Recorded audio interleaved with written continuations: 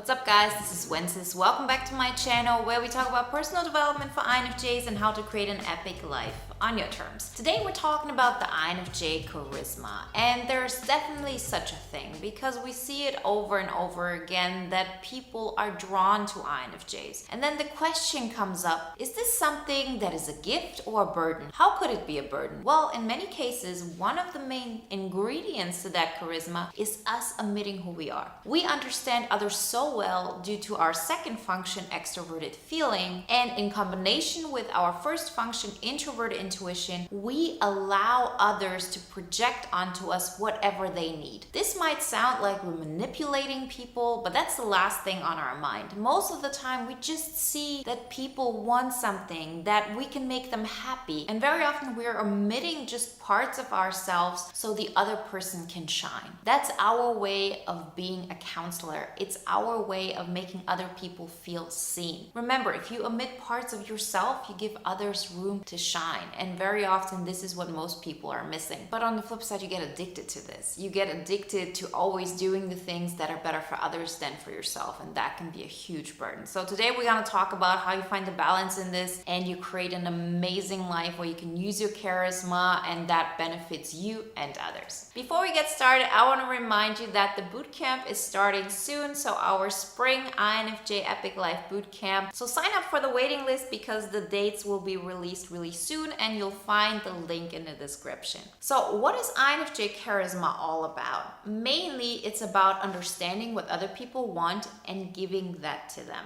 And we're that particularly good at it because of our functions, of course. Our introverted intuition in combination with our extroverted feeling. That is the key combination. We understand what people really want, like from a deep soul perspective wise, right? The more we look into their soul, the more time we spend with them, the more we see what they're yearning for. And it's so much easier to understand what they want than to understand ourselves. I know this from experience. I've talked to many INFJs about this. Even if we're not willing or able to admit it to ourselves, we very often don't know what we want. We very often don't know what makes us happy, but it's rather easy for us to understand what others want. So I'm sure you've made the experience that there's so many people that really like you because you make them feel great. You make them feel special. They're enticed with you. And as I said, you give them what they want. And this is not just about making other people feel good about who they are. It's about adding that flavor to their life that makes it complete. Remember, we all of us, INFJ or not INFJ, we project onto the outside what we cannot take care of ourselves. This is normal. There's nothing to be ashamed of here. This is always a gradual process, and the more you grow, the less you project. That's why you see people who are really good at this create a life more and more what I call the INFJ epic life, because you learn that you can take care of so many aspects and therefore make different decisions. You are not in need of people in your life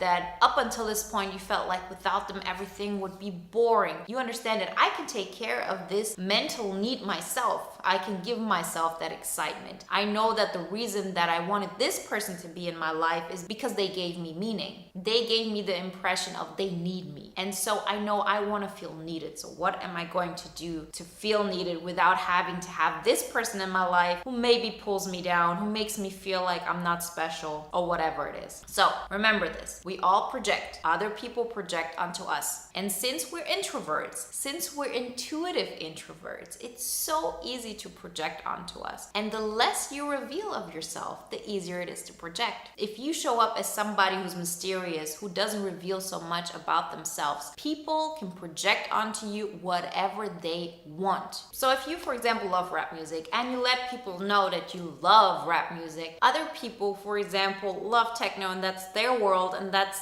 the thing that's really important to them, they cannot project onto you that you're somebody who likes techno. This is, of course, a very simple-minded example, but it goes for absolutely everything. If you, on the other hand, though, don't reveal what kind of music you like, you're more mysterious about it, the person who loves techno can imagine that you're also somebody who internally lives in that electronic vibe environment, and the person who's all about aggressive rap music can also imagine that you're somebody somebody who's like them, somebody who sees the world from their perspective. Remember, this happens on a subconscious level, but it happens. And we as INFJs, we reveal so little of us, not because we want to manipulate other people, but because we want to understand others. We love to understand others, right? That's our introvert intuition, very often with the third function. So introverted thinking, that's the combination we use to get an understanding of who that other person is. And the less you reveal about yourself, the more the other person will feel open and ready to reveal about themselves. If they think you're exactly like them because they can project onto you, they will share even more. And so many of us have become masters at this. And still at the same time, we ask ourselves, why am I not being understood? Why do I feel like the outcast? I understand everybody, but nobody understands me. That's why. And so we have to understand that this is where the charisma comes from. That's why people look at us as if we're like an angel, because we represent so much of what that person is missing in their life. We give them the part that they're missing. But while doing this, you're hiding parts of yourself. You have to, of course, because let's say there's this person who's all about techno music, right? And you've hidden the part that you are actually into rap. The moment you say, well, I'm all about rap, and this is how my mind works, and I'm actually more of the aggressive type, the techno person cannot project onto you. So I'm not here to tell you, okay, a person who loves techno can't be together with somebody who loves rap. Just take it as face value. This is just for the sake of the example. This is about how we see the world and not about music or tastes. It's about what we want from life. It's about the things that are important to us. And so that's why our charisma can be a huge gift, because we can make people feel seen. We can create amazing understandings. We can help others reach deep into their soul because we connect on them on this level, because they trust us, because we're open, because we're not judgmental. This all plays into that charisma. But the downside to this is, in order to do this, you keep so much of yourself hidden. And this has become a self-fulfilling prophecy. It can be the biggest burden, and I can tell you this definitely was the biggest burden of my life. And at some point I had to ask myself, do I want to continue on this path where I have so much charisma and I see what I can achieve with other people, but it's like they like this version of me that I'm just pretending to be. They don't like the real me. They like that thing I represent. And every single time I show more of myself, other people actually even feel like you've betrayed them, because then they see, okay, I open up to you because I thought you were like me, but in the end you have different values. You're somebody else. See, it's not that other people want to be selfish and they only care about themselves and they don't want you to express who you are, but on a subconscious level, if something triggers the other person, they will react harshly. And we have all seen this. This is not something that only a couple of us experience. How often has it been that you have been put on this pedestal and then you express your thoughts, you express who you are because you think you have that great of a connection, and then the other person ghosts you or they just change their relationship with you and you don't know what happened? Well, that's the point. They understand that now you're a different person than they thought you were. They might have fallen in love with you, they might have liked you as a colleague, whatever it is, whatever kind of relationship we're talking about. The moment you start expressing yourself, when you have hidden all of that in order to use your charisma, that's when the relationship dynamic changes. And more often than not, you will see it will not change to your benefit. So that's why so many of us feel so alone. They feel misunderstood because the price we would have to pay is so high.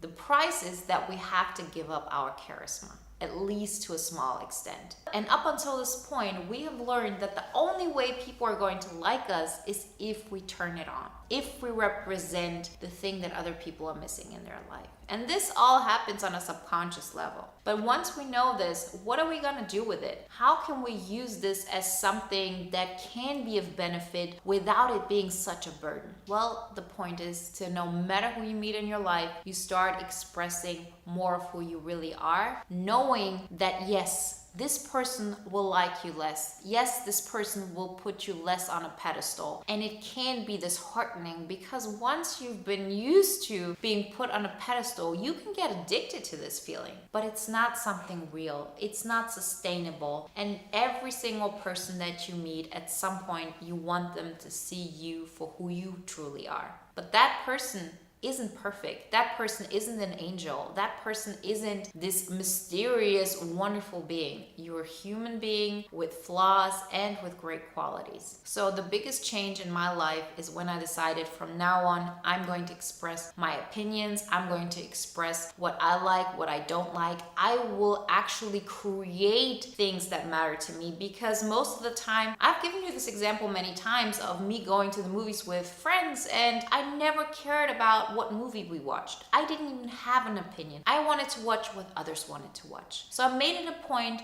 to learn what I wanted. That if I had to choose a movie, I could say now, well, I really don't care. Well, okay, what if you had to choose? What if you were at the movies by yourself and you had to make a choice? What movie would you watch? And then make it a point to suggest that movie. You don't have to watch it. You can find a compromise, but learn what your preference is. Try to create an image of yourself that represents who you really are, where you never have to hide those things that are important to you. Because then, yes, way less people will want to be in your life. Way less people will put you on a pedestal. But the ones that stay are the ones who like you for who you truly are. You don't have to hide aspects of yourself anymore. You don't have to be that mysterious being all the time. You are stepping into your truth. You're creating a life that matters to you. And automatically the people in your life will shift. The people who see you for the first time will get attracted to you, will want to spend time with you. You'll also want to spend time with the people who are listening to what you have to say. And the people who were in your life because you were omitting certain things, they will vanish.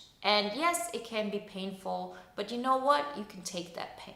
It's a transformational process. You can make that jump, you can create that amazing new life for yourself, and guess what? You deserve it. That charisma is something that can be a gift, but don't make it a burden by going all in. Know that this is a skill, it's not who you are. Because you being yourself, you sharing more of what is important to you, you saying more about yourself, that in itself is your true charisma. There's still so much about you that is exciting and wonderful, and it's actually way more authentic and real. And charisma is part of who you are. But then it's going to be charisma based on you choosing yourself, and not charisma based on you neglecting yourself and choosing somebody else. You deserve to be admired, loved, appreciated while taking care of yourself and while putting yourself first. You don't have to neglect who you are in order to do good things for others. Express yourself, allow others to express themselves, and find a common ground. I really hope that helped you and inspired you to live out your INFJ epic life. Remember, if you want more help in this transformational process, then sign up for the INFJ Epic Life Bootcamp waiting list. The dates will be revealed really soon. And if you want to watch another video now that is in alignment with today's topic, then watch the video on INFJ Transformational Warriors. Like always, guys, I wish you a wonderful day, a great week, and I'll talk to you next time. Bye.